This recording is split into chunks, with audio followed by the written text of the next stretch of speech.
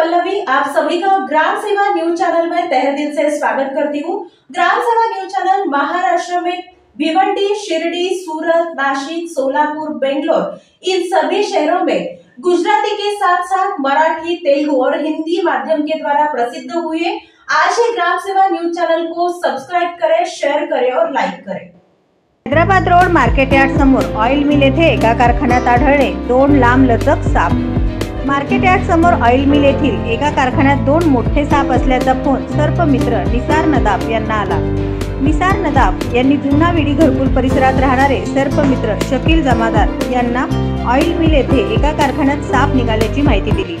सर्पमित्र शकील जमादार यांनी वेळेचा विलंब न करता घटनास्थळी पोहोचून पाहणी केली असता 2 लांब लचक धामण जातीचे बिनविषारी साप मिलन करत असल्याचे निदर्शनास आले।